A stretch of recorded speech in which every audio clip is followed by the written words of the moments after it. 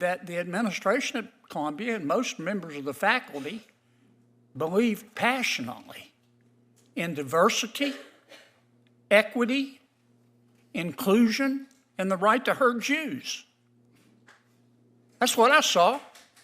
Isn't that what you saw? I saw.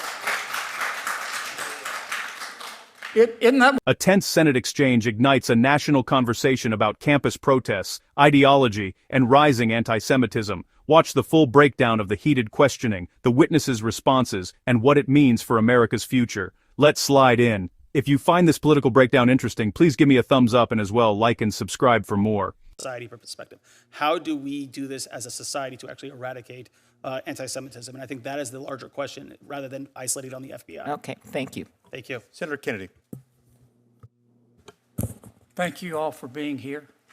Ms. Solomon, I want to be sure I understand your testimony. Did I understand you to testify that anti-Semitism is worse under the Trump administration? Senator, thank you for your question. You don't have to thank me. Okay. Your best thanks is to answer. Okay, well, I'll tell you that anti-Semitism has been rising, especially since the 2017 but has the Trump Charlottesville administration attack. caused that? Is that your testimony? I wouldn't say the Trump administration has caused anti-Semitism. Has there been an increase since Trump has entered office? Yes. Do you see a causal connection there? Yes. Why? Trump has highlighted and platformed neo-Nazis and white supremacists. Okay. Mr. I can't see that far. Racklin. Mr. Racklin, I understood you to say that in answer to Senator Durbin's question, the spending reductions, reducing the federal budget would increase anti-Semitism. Isn't that what you said? No, I did not. I said that the constant threats to cut money to the Office for Civil Rights and the Department of Education prevents the federal government from adequately investigating anti-Semitism and other hate crimes on college campuses. So you think one way to stop anti-Semitism is to give people more money? Is that right? I think one of the ways is to actually fund people that are actually designed to investigate anti-Semitism on college campuses. What's there to investigate? We see it. We see We it, saw but just it. Did you watch television? Did you see what happened at Columbia? Absolutely. Yeah. I mean, it was clear to me that the administration at Columbia and most members of the faculty believe passionately in diversity, equity, inclusion, and the right to hurt Jews. That's what I saw. Isn't that what you saw? I saw. Isn't that what you saw?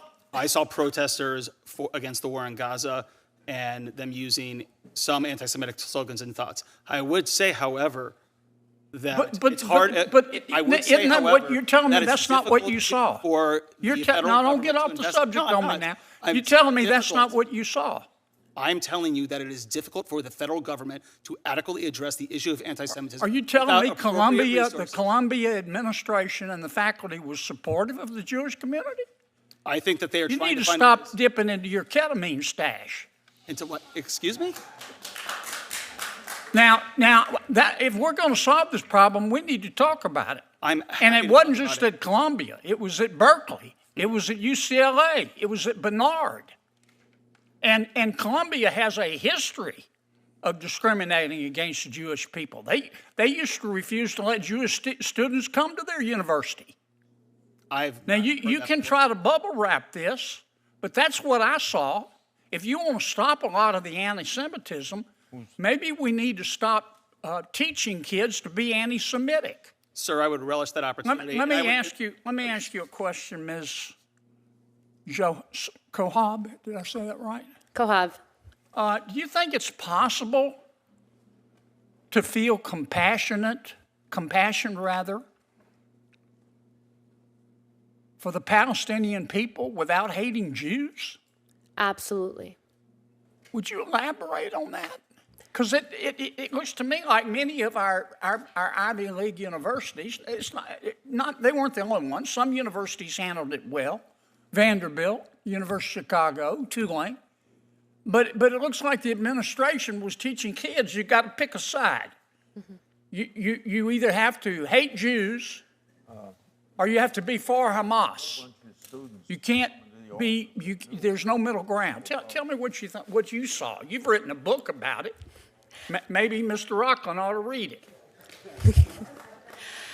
Just because we are testifying, I wrote a chapter in the anthology Young Zionist Voices about what's happening on college campuses, and my book is coming soon, so look out for that. Good plug, but So let me answer your question. Can you feel compassion for the Palestinian people and not hate Jews? Absolutely. I think that what I've seen on college campuses is a pushing of a Marxist framing of the way that you see the world. And this is not only in liberal studies departments. I've taken dance classes, I've taken creative writing classes, where your final project is literally called The Political is Personal. And what they're teaching you on college campuses is that the political is personal and that everything should be personalized. And there's a global north, a global south, a global right, and a global wrong. And the issue with college campuses and what's happening right now in the United States is that we're allowing ideology to drive violence.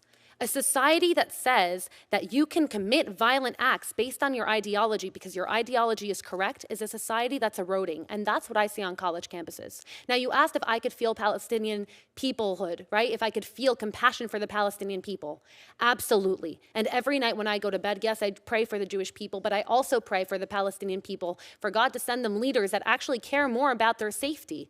Leaders that put their people's safety in order to propel an ideology at risk aren't leaders.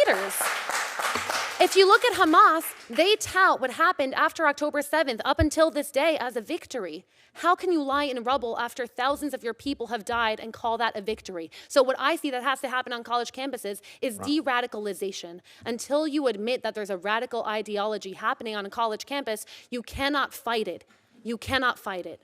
Senator Ronald, hey, I know there's a lot of strong feelings in here. We all have them, but each member only has 5 minutes, and it just takes time away from their 5 minutes if you really want to get all these facts out.